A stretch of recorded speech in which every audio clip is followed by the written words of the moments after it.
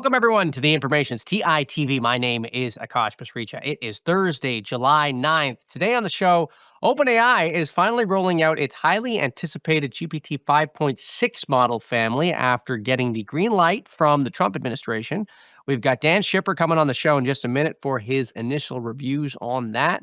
We've then got an exclusive story about the push to shrink powerful AI models so that they can run directly on iPhones. One startup on Apple's radar has achieved a big milestone there, according to our reporting. We'll bring on our Apple reporter to talk about that. We're also unpacking the information's reporting on China, allowing its AI companies to buy a limited supply of Nvidia chips. We've also got an exclusive story on how Binance is approaching inquiries from the DOJ. And finally, we're going to take a look at how AI is reshaping e-commerce with Daydream founder and CEO Julie Bornstein. It's going to be a great show, so let's get right on into it. OpenAI is launching its GPT 5.6 model family to the public this week. The company finally got the green light from the Trump administration. To unpack it all, I want to bring on Dan Schipper, co-founder and CEO at AI media software and education company Every. Dan, welcome to the show. It's great to have you back. Thanks for having me. Great to be here. So you wrote that GPT 5.6 is like a Porsche, Fable is like a warp drive. What did you mean by that? That's a great question. You wrote it. Yes, I'm doing the easy work here, man. You got to explain it. So I think of 5.6 in ChatGPT Codex and ChatGPT Work, which in addition to launching 5.6 today, they're also launching a new ChatGPT desktop app that they took Codex and they took the ChatGPT desktop app and they put them together. So it's just one app. So in that form factor, I think of it as the gold standard for doing knowledge work. It's fast, it's powerful, it's very cheap, and when I think about it, the reason I compared it to a Porsche is like when I think about a Porsche, it's like it's the top end of something that you might want to drive every day.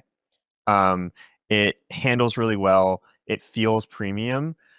With Fable, it's a little bit like it's like a warp drive because it's like if you want to get to the end of the galaxy, you're going to want to use a warp drive. But but like getting around town with the warp drive is a little bit unwieldy. And so when I think about how I use, and we've been testing 5.6 internally for about a month with me and the whole team at Every, so about 30 people. And when I think about how I use 5.6, it's like it's what I use every day for all my tasks, whether it's email, coding, design, all that kind of stuff. I'm starting with 5.6. And then I'm constantly, when I have something really big to do, I set Fable off and I forget about it. So Fable's sort of like the big task. I delegate something to it and I go off and do something else. 5.6 is the thing that I'm working with all the time. So when you think about 5.6, I mean, it went through a bunch of song and dance with the government about how it should get released, what the rollout should look like, if it should get released. As you play around with 5.6, do you understand the concern that the government may have had or reasons why they would have taken an interest in that particular model? I think that my sense is that Fable woke everyone up and they were like, oh my God, these models can do serious damage, particularly to cybersecurity infrastructure if they're not handled well.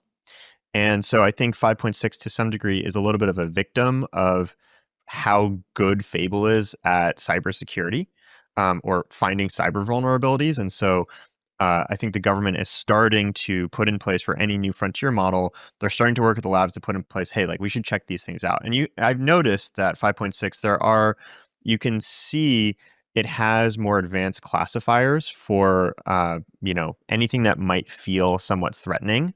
You can see it in the thought trace. It says like this request may be a little bit slower because we're taking a look at it. So I think generally frontier models now, the government has woken up to it. I don't think of 5.6 as being the kind of like holy shit super weapon that Fable maybe feels like. But Right. certainly without like proper classifiers, it could do a lot of damage.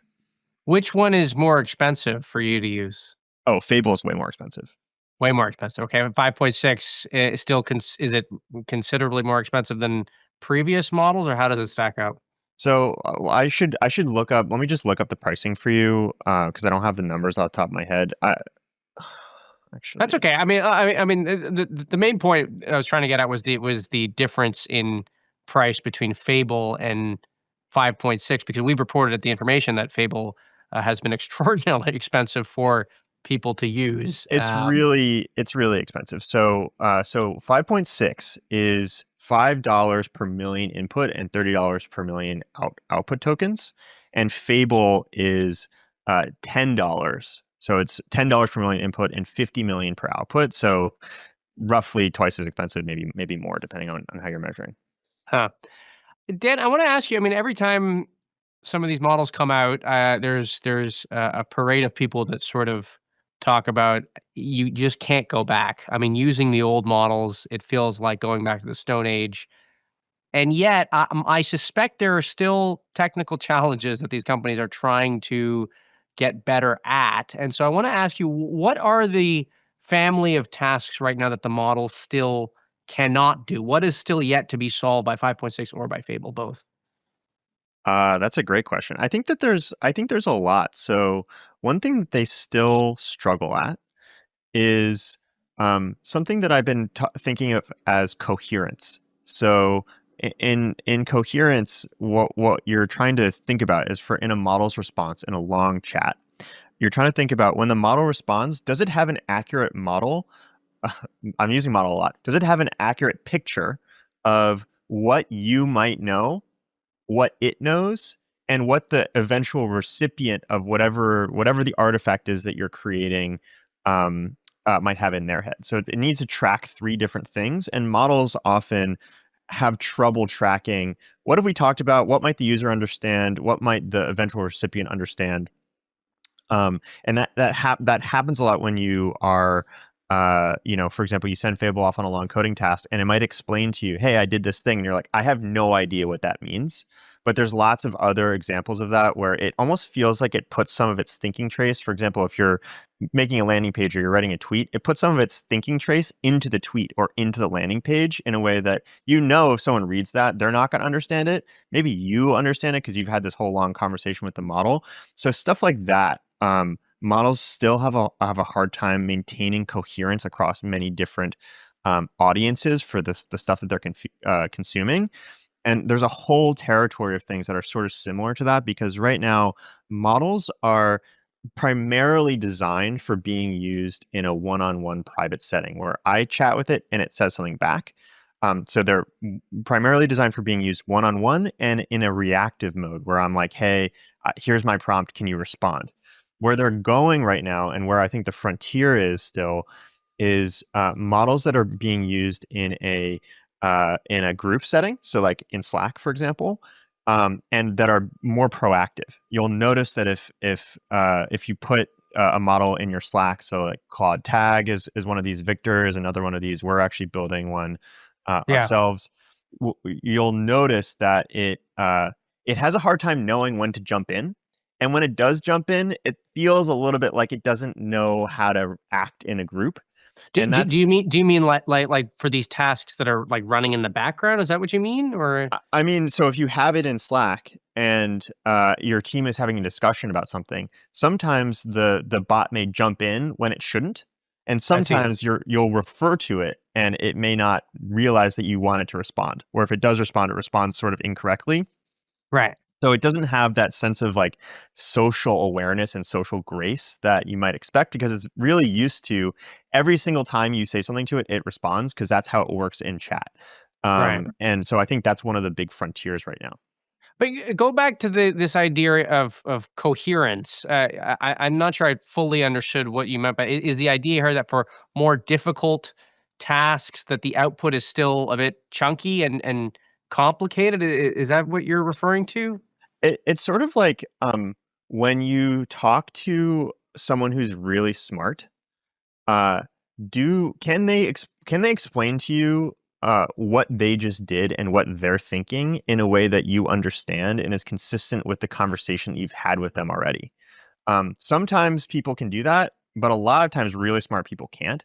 Really smart models also struggle with that, and that's one of the big bottlenecks in working with models is can they maintain a sense of what does this user know and what do I need to explain to them so that they accurately understand what I've just done? That's And are actually, you talking about specifically for LLMs here, for coding model? Like what category of work are we talking across right now? I think you're going to feel it most for now in coding because that's the territory where they're doing the most complicated long running tasks. But I think um, you're going to find that the same style of delegating long running work that's happening in coding, especially with the release of 5.6, is going to start happening more and more across knowledge work in terms of anything that you might do. So like a research report or a big marketing campaign, anything like that, you're going to find these models, you're sending them off to do much more complicated multi-step workflows. And then what they are going to need to do, just like managing an employee, they're going to need to come back and explain to you, here's all the things that I did. And in order to do that well, they need to understand what do you know and what do you care about.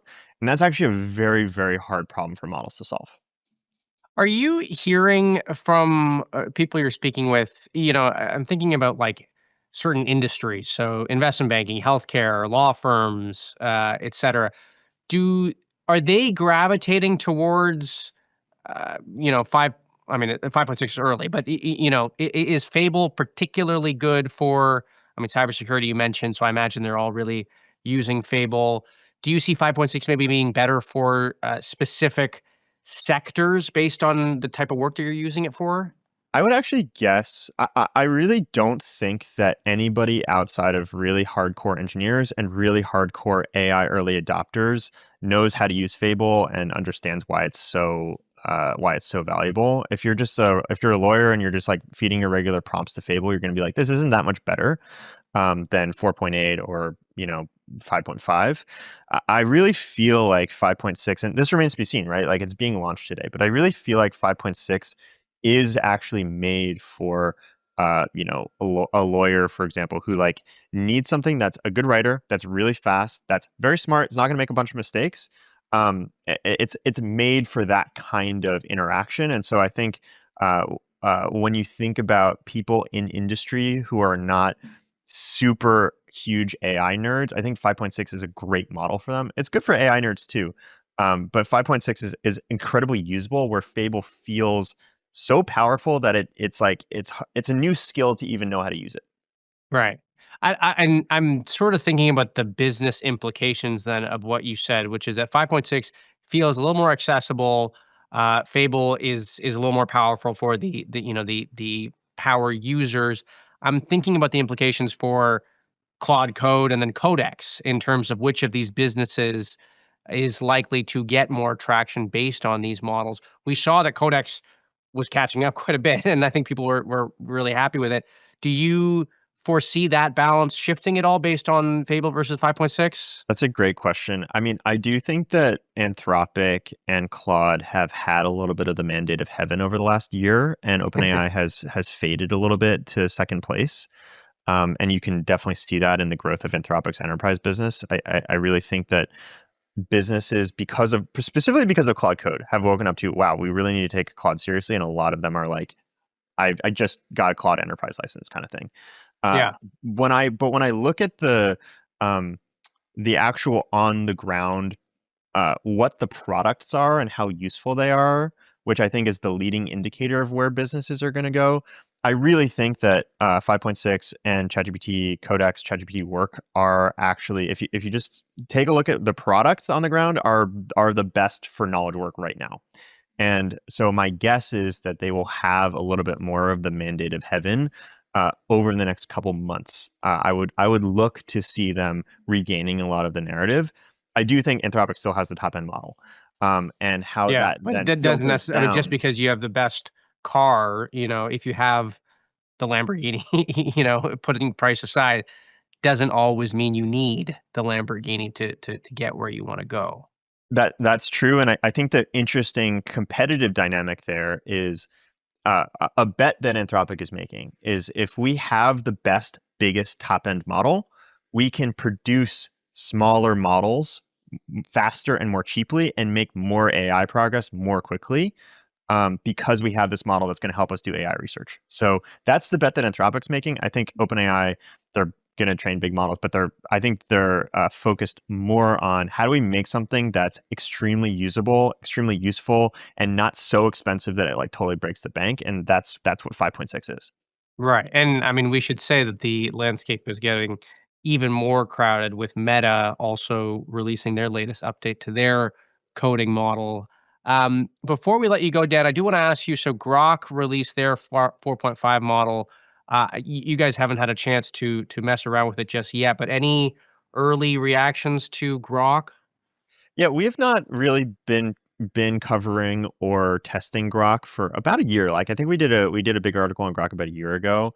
I think that they are just about to start getting in the race because they acquired Cursor and basically having a frontier model paired with a frontier harness is I think going to be, and they also have a ton of compute, is going to be a thing that's going to be a flywheel. So I would pay attention to Grok in the future.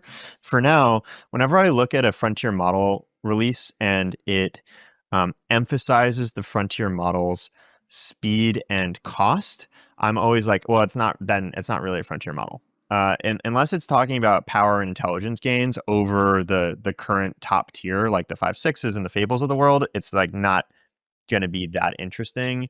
So I would say right now I'm not super interested in it, but I would guess that Grok will be a model to watch.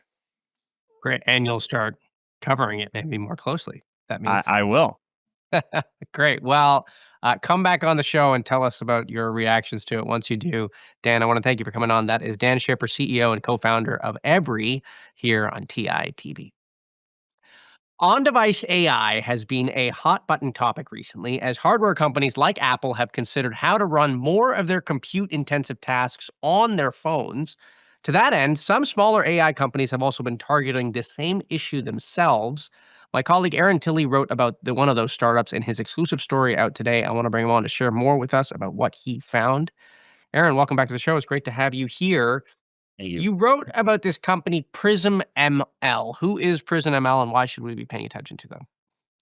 Yeah, so Prism ML is a group of academics who claim to have developed a mathematical technique to shrink down very large models and fit them on device. So the new model they have is a Queen 3.6. It is a 27 billion parameter model, and they've made it all fit onto an iPhone 17 Pro that has 12 gigabytes of memory. And they shrink it down from 54 gigabytes down to 4. And so it can run completely on device, no tricks, no sort of like using parts of the model, but all 27 parameters are running on the phone. So that is, you know, one of the biggest sort of active parameter model that has been run on device like this. And so typically these models, when they are accessed through applications on iPhones, I mean, they're running in the cloud. Is that the idea? Yeah, I mean, all the foundation models, it is 100. General. It's these are leading edge. These are trillion parameter models. They cannot run on any sort of like consumer hardware. It is running completely in the cloud in big clusters of GPUs in data centers, remote data centers. Right. So, and let's just be clear about this. So, Prism ML is the company that has sort of made this work. Does Apple have any affiliation with Prism ML right now, or is this just is this a startup that's out there that's doing this work? No, there's zero affiliation. I mean, this is a very particular important goal for Apple is on-device AI. And I know that they've had conversations with Prism ML about ways of using their technology for their own needs, but there's zero affiliation. Apple's looking for acquisitions here, but we'll see what happens. Do you think this could be an acquisition target based on what you've seen in the industry? I mean, you know this slate of Apple acquisitions. Does this fit the bill for you, maybe? Well, Apple historically has been very, very shy as far as doing large acquisitions. For a hot startup that is doing well, that's growing, Apple really doesn't like that because of the multiple they have to pay to get into some of these companies. What's really interesting, we'll have to pay attention to now, does Apple's strategy change here? Because there's a new CEO coming on board. It starts September 1st, John Turnus. This maybe will be a sign that maybe he'll start changing Apple's acquisition strategy. Will they be willing to pay out for some companies that might be worth a higher multiple? Well, and he's traditionally been the iPhone guy, right? Yeah, product guy. That's a new thing for Apple. Apple hasn't had a product leader in 15 years with Steve Jobs passing and Tim Cook taking over. So I think there could be really signs for chance for big changes here. And I mean, you could also make the argument here. I don't know if he's built his name on the iPhone. The iPhone sales are what's driving the company. Maybe one way to we know that prices are going up. I'm just thinking about ways that you could sort of optimize the cost of the iPhone. Maybe if you can run more stuff on the phone itself, you can reduce prices elsewhere. I don't know. I'm not the CEO of Apple, so I'm just thinking about it here. One part of your story, though, that was interesting to me is that Apple, I mean, they have tried to do stuff like this in the past, right? Trying to get more compute to run on the device. Talk about that a bit. Yeah, so Apple has tried to shrink down its own models to run more on device. The problem that they've encountered, and we reported this about last year, they tried to shrink down their internal models, and the problem was the performance and accuracy of these models drastically decreased when they tried to shrink them down to fit on device. So they really struggled there. And one of the things Prism ML claims it can do is shrink down models while maintaining performance. The performance doesn't take a hit. So that's very interesting for Apple, obviously. And on top of that, so Apple announced their Siri reboot last month in June, and they said some of the AI will be running on device. They have this 20 billion parameter model running on device, but their approach, they call it a sparse architecture where only 1 to 4 billion parameters are active at the same time. So it's not the same thing Prism ML is doing, where all 27 billion parameters are active at the same time. So Apple's trying to develop little tricks, trying to fit more and more on device, but it's still struggling. It's having to rely on servers a lot still. And I just want to translate a bit for folks. You say parameters. This is coming up time and time again. Parameters is basically just the like the micro decision that the model has to make at any given moment. Is that the idea? I mean, just think of parameters as a roughly the complexity of the model. Right. The GPT, the Claude, Gemini, the big models. These are trillions of parameters, Hmm. and it's just roughly the complexity of these models. Right. And I'm also thinking about how much space it's gonna take on my iPhone because I can never seem to get enough space, so that Yeah, that gray block that tells me, "Oh, application settings," or whatever is taking up 30 gigabytes. It's like, man, what is being stored here, really? I yeah. have no idea. You had the chance to talk to Prism ML CEO. What were the big questions that you went to into that conversation with?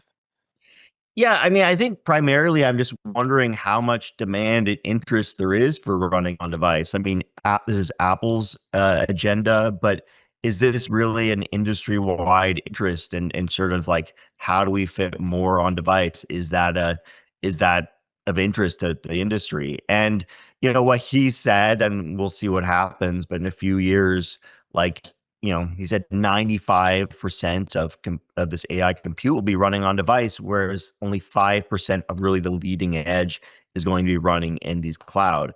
And if that's true, I mean that would be a massive shift in what we currently see, where it's just like priority is data center build out consistently, constantly, really trying to build out more and more compute in the cloud. And if we can move more and more on device, then that the economics of the whole industry changes. And does it really necessitate this like massive data center build out? And so, I mean, that's kind of interesting because it seems like he's suggesting the entire data center build out is basically not useless, but effectively for for no good reason. And I mean, it does sort of lead me to believe that we are sort of one breakthrough away in this edge inference category from all that data center compute maybe becoming not so great an idea. I don't. It's kind of interesting. The question is really up in the air. We'll see. I mean, I think right now the advancements of AI is happening at such a degree that like every week there's a new model, a new iteration that like continuously updating the on device is unpractical, and really just keeping in the cloud is where you want it. And I mean, for a lot of reasons, cloud is better for especially enterprises, but yeah, I think it's a debate in the industry right now. We'll see where it goes.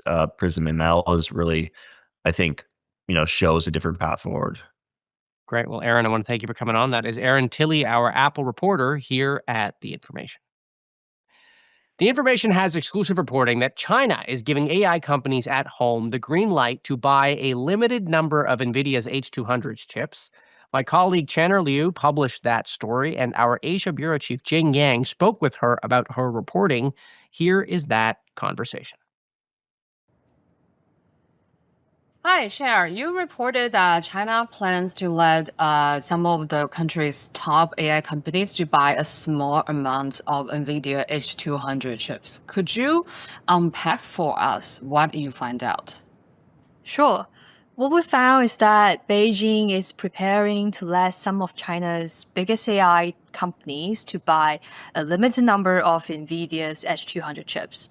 This would include companies such as Alibaba, Binance, and DeepSeek.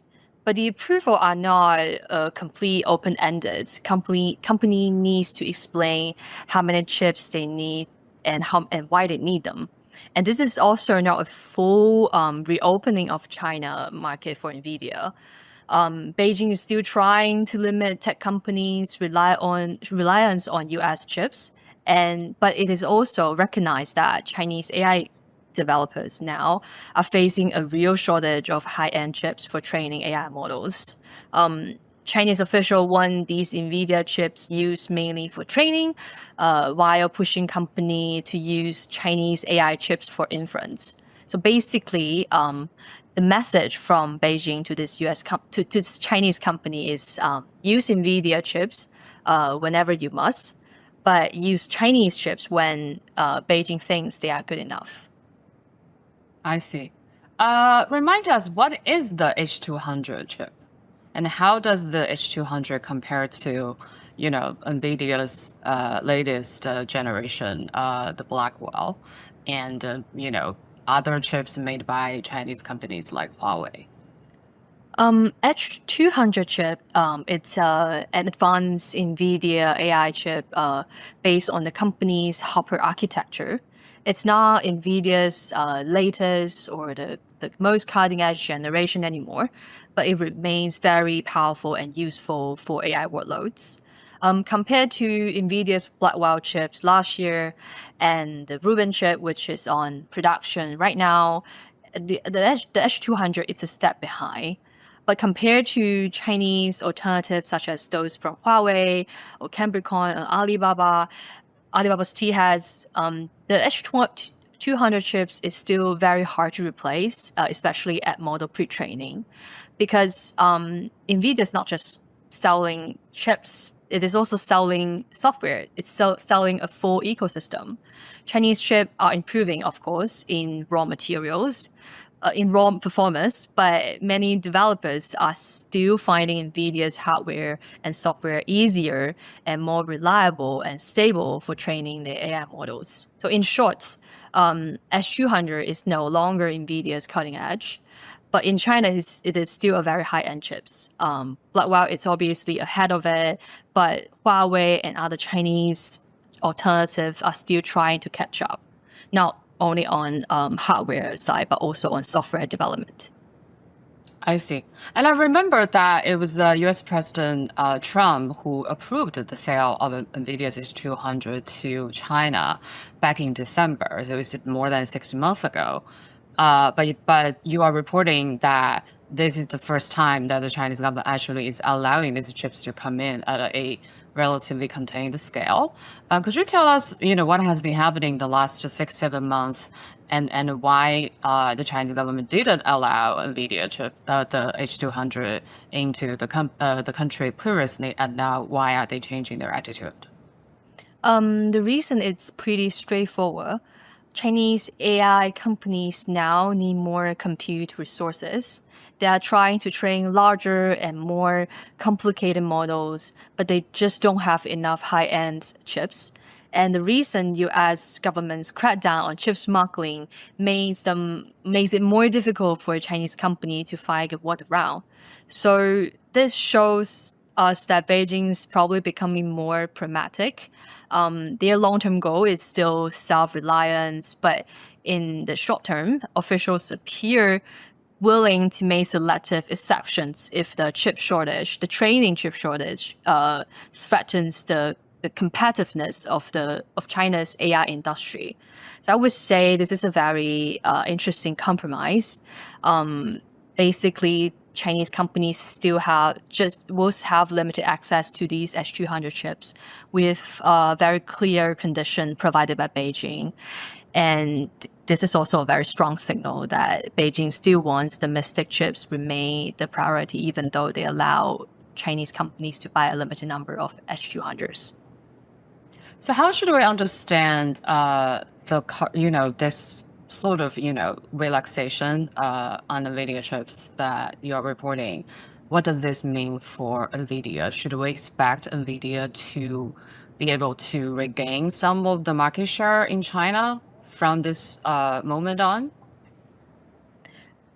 I will say it's not definitely not a full reopening of China market to Nvidia, because like we mentioned in the story, China will only approve a very limited number of H200 chips, and the reason why they were doing it's because Chinese company thinks and repeatedly warning Chinese government that they don't have enough AI chips, and they need competitive high-end chips like H200 to help solve the current computing resources shortage.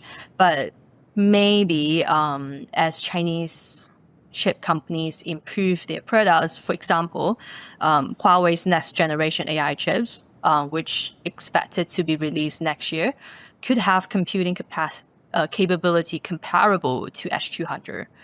But I think maybe in the long term, China still needs a lot more chip making capacity and better memory supply and software system, which the developer can use and trust, which I think is probably the most difficult part. So it sounds like what's happening is that the Chinese government is letting a limited amount of Nvidia's advanced chips into the country to tie over this, surging demand and a shortage of computing power until as long as China may be able to provide all it needs on its own. Exactly. I see. Oh, this is very, very interesting. Thank you. The information has exclusive reporting that Binance is rethinking how it works with the Department of Justice. I want to bring on Leo Schwartz, who covers all things technology and Washington, D.C., to walk us through what he's found out. Leo, welcome back to the show. It's great to have you here. Your story starts with a memo at the Justice Department. Tell me about this memo.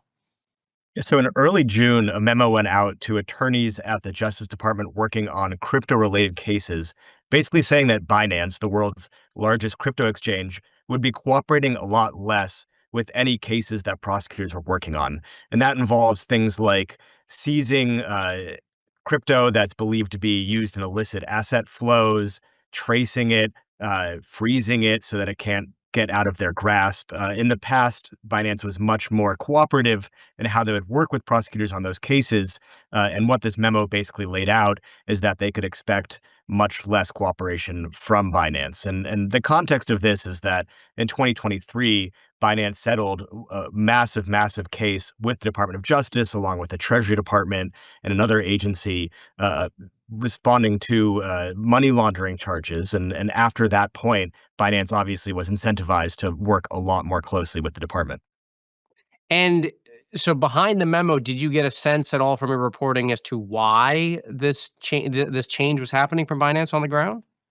It's unclear. I mean, Binance for years did not have any official headquarters or wasn't domiciled in any place. It's still that way. However, they did get registration with Abu Dhabi, the Abu Dhabi financial regulator. It could be related to that and new policies coming out of that different regime that Binance is under. But at the same time, obviously, the Department of Justice is the leading law enforcement agency in the world. So theoretically, that they would have influence over other authorities, and they would still be able to operate as business as normal.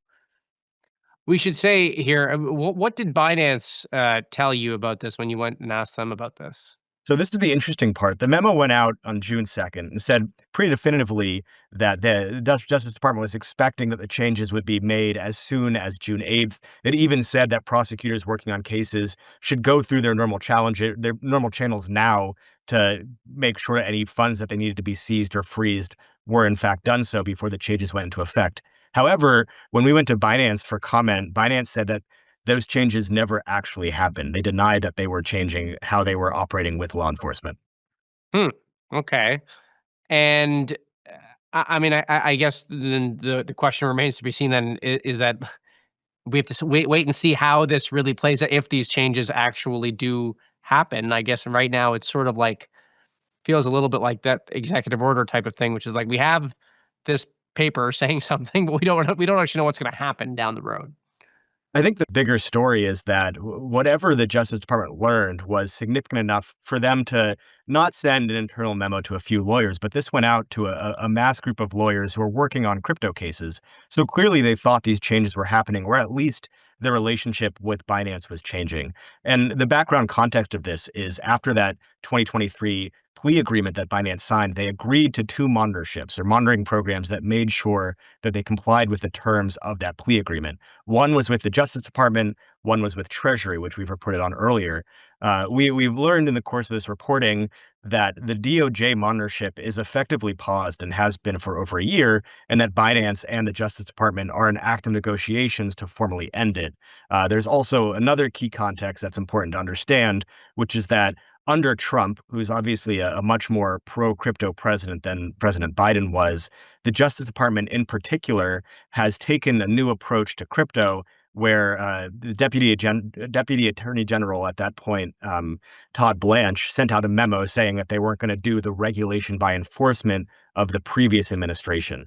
So the DOJ has been much more lenient when it comes to crypto cases. And I think those two pieces of information are important in the context of this memo and trying to figure out why it might have gone out.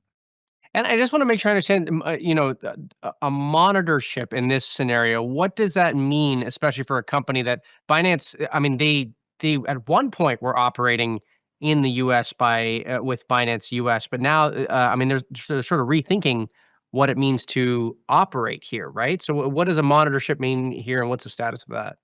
So Binance, the mothership, the bigger company, ostensibly never operated in the U.S. So You're right. obviously with the 2023 case, that was predicated on the fact that, in fact, it did have a U.S. nexus. There was that subsidiary that separately managed Binance US that did operate in the U.S., although it effectively shut down. It's sort of trying to build back operations. But the monitorship program was about Binance, the larger Binance. Oh, I see. And it was basically saying that under all of these terms of the plea agreement from 2023, when Binance admitted that it didn't have an effective anti-money laundering regime, that it didn't effectively do know your customer checks on its users, that it was violating Bank Secrecy Act key provisions. They said as part of this plea agreement that they would make sure to adhere to the terms of the plea agreement and to cooperate with law enforcement. And the point of a monitoring program is you have this third party, usually an outside law firm, who makes sure that Binance is complying with those terms. So the fact that the DOJ one has been effectively paused, I think, would be worrying to a lot of people who are watching what's happening with crypto and with Binance. But the Treasury Department one is still active. We report in this story. So the idea that Binance has said that we're not going to cooperate as much, according to your reporting. What do you think the net impact of this is for the DOJ? I mean, is this just a thorn in their side that it takes longer to get answers back from inquiries? Is this the DOJ not being able to pursue certain programs specifically? What's the impact here? Well, so I think for now, we have to assume that the changes haven't gone into effect and that Binance is cooperating as normal. However, if you look at what the changes laid out in that memo, I spoke with a former prosecutor at the DOJ who I shared the contents of the memo with, and he basically said if those went into effect, it would make it nearly impossible for prosecutors to be able to work on these crypto cases.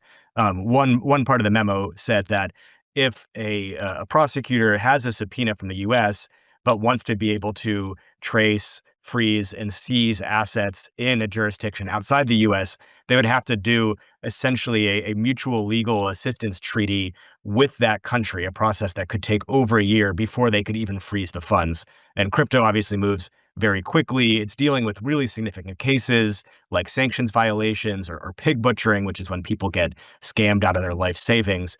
And if prosecutors lose the ability to actually be able to freeze those funds, it would really incentivize cyber criminals who use crypto as a means to commit their actions to be able to look at Binance as a venue that the U.S. really is not going to be able to crack down on anymore.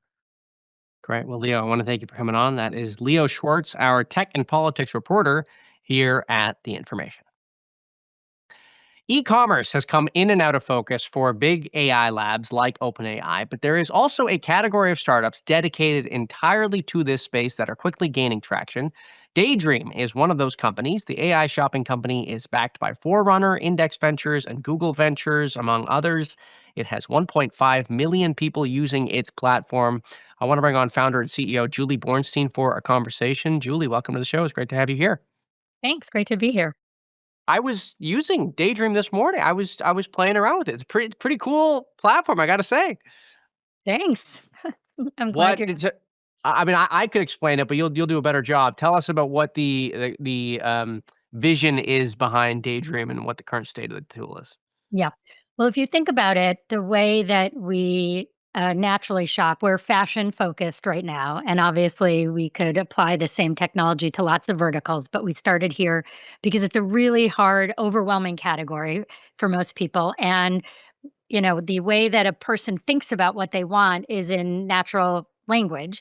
And so the idea of now that AI can actually take natural language and understand it and interpret it and give you product results is really a dream come true for most shoppers. And so instead of needing to actually know exactly what it is you want, you can say, here's the need I have. I'm going to speak at this event. I'm going to a wedding in this location. I want to wear something that is not too revealing. I want sleeves. I'm thick in the middle section. And so the things that we've always asked when we talk to a person is now available by leveraging AI and the catalog that we have, which is the largest branded fashion catalog that exists anywhere. And how many different retailers do you have included in your catalog right now? We have over 10,000 brands on the platform, and we work directly with retailers, so that multi-branded retailers as well as brands directly themselves. And we have everyone from Uniqlo and H&M on the sort of lower priced end to Gucci and Saint Laurent on the higher price end, and everything in between. And the idea is that we learn about each user as she or he shops, so we know the kinds of brands and the price points to show, as well as your size and style, so that we help you sift through this overwhelming supply of product by finding what's right for you. And then how do you make money on your end? When a consumer finds a product they want, they click to the retailer to buy, and we get a commission. A commission, okay. And how much revenue is the company generating now? We get about 20% of every sale that's generated, and we haven't reported revenue numbers yet. Cool. One question I wanted to ask you is, I saw this clip of Brian Chesky speaking online, and he was talking about AI and e-commerce. And one of the things it was an opinion. I mean, they haven't released whatever the product is, but he basically said that he didn't think chat was the right interface for AI and e-commerce. And I wanted to ask you what your opinion is on that. Do you agree with that statement? Do you disagree? So it's interesting because I don't think it's an absolute answer one way or the other. I've been in e-commerce my whole career, and about 25% of users who come to a site like Nordstrom or Sephora use search. And so if you think about it, there's lots of modalities and reasons why people come to shop. Sometimes, about a quarter of the time, they have a very specific need and they know what they're looking for. And in that case, chat is amazing. Whether you type something more traditional, like I'm looking for a lace red dress, or you get very detailed with what you want, chat actually provides a really great, much more rich version of search. And so what we know is that that is one modality that consumers want. What we have learned is that there are other modalities too. We've known this all along. So there's the inspiration. How do you just show people something that's interesting and relevant to them based on their interests? There's uploading a photo, which we offer at Daydream. So you can literally screenshot anything or take a picture on the street, and we can show you the products that are similar to that. And then you can find the things that are sort of more in your price range, let's say, or a better version of that style for you if it's not exactly the right product. So I think there are multiple modalities, and search is always going to be a big one for shopping in general.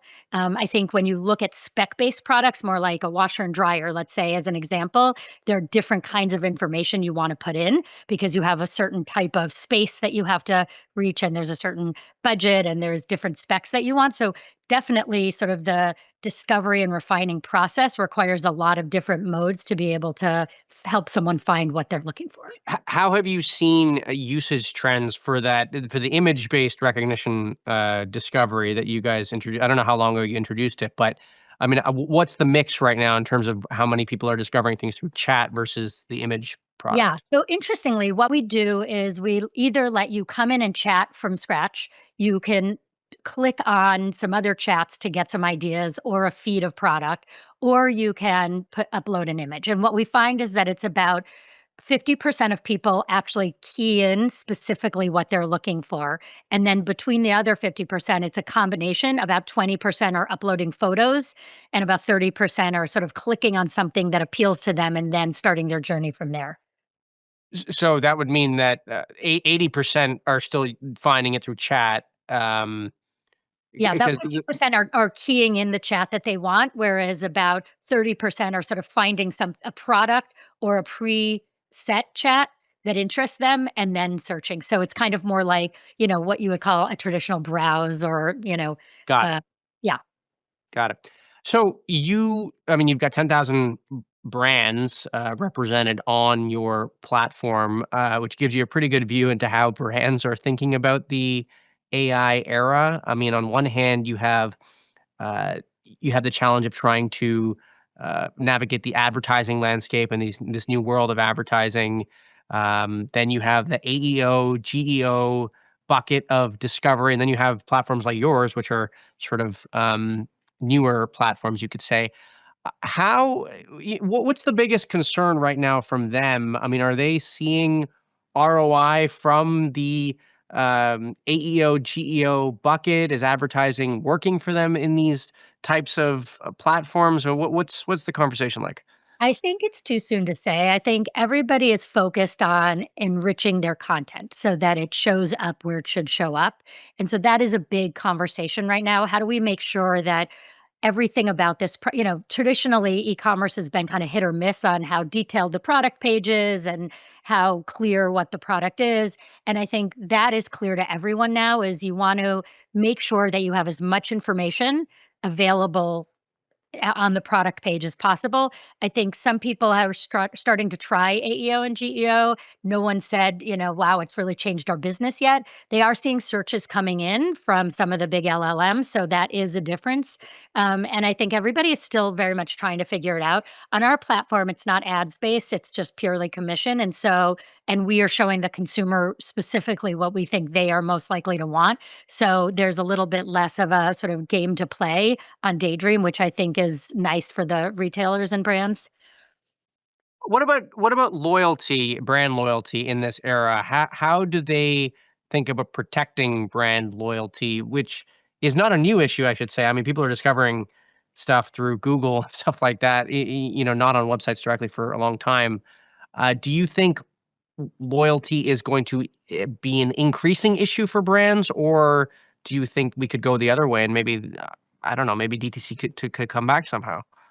Well, I do think that loyalty matters a lot, and I think that for their best consumers, making sure that they're continuing to invest in bringing their users directly back is the most cost-efficient way for them to continue to drive their business.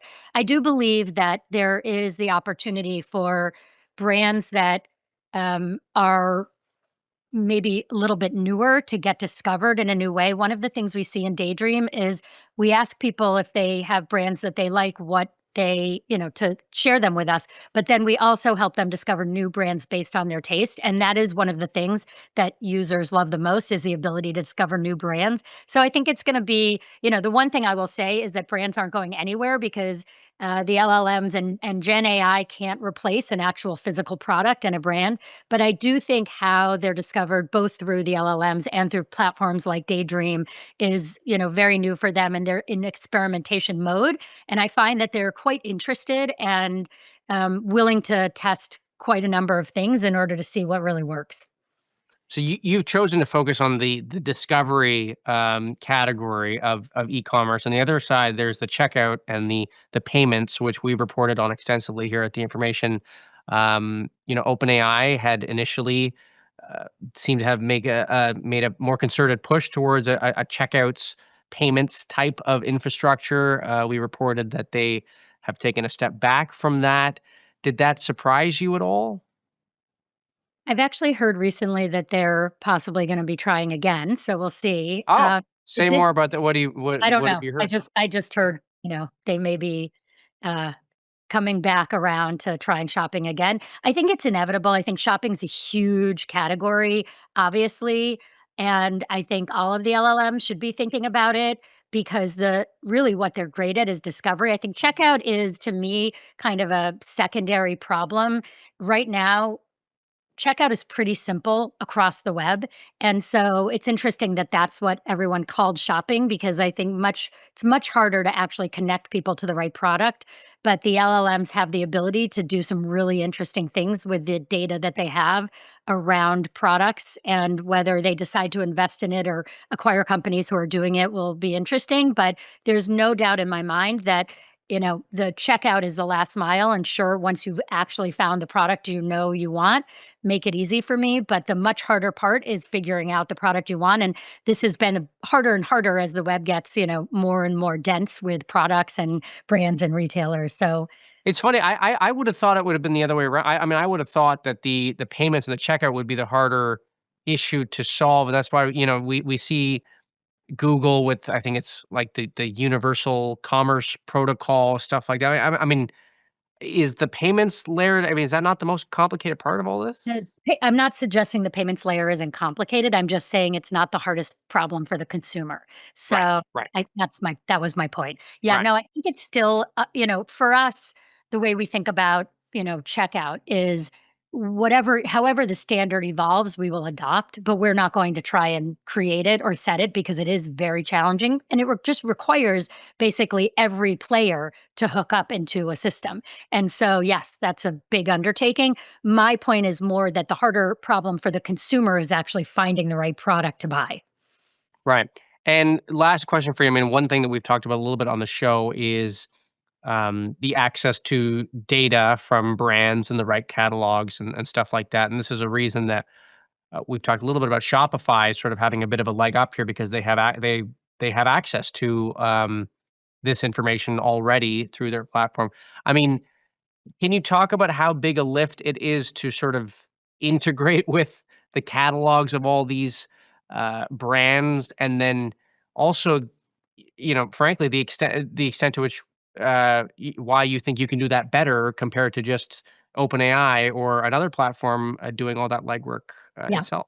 We ingest the catalogs from our partners, and then we enrich the product with lots of additional information. So we understand both subjective and objective elements of the product. So we've built this very deep understanding of the vertical across the board.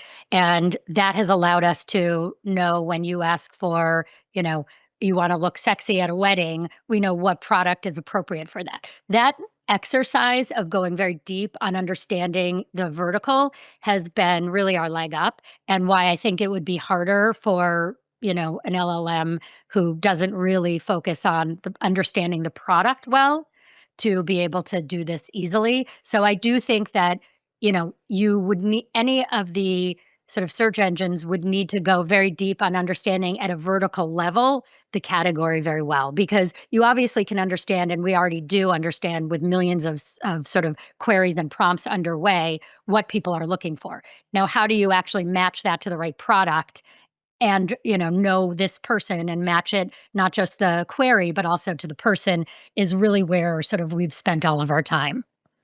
Great. Well, Julie, I want to thank you for coming on. That is Julie Bornstein, founder and CEO of Daydream here on TITV. That does it for today's show. A reminder, we are on this stream Monday through Friday at 10 a.m. Pacific, 1 p.m. Eastern. If you can't make it then, episodes are available on theinformation.com, on our YouTube channel, or wherever you get your podcasts. Make sure to follow us on social media, on X, on LinkedIn, and on TikTok, and on Instagram as well. If I could just get that. I'm already excited for our next show tomorrow. Have a great rest of your Thursday. Bye-bye for now.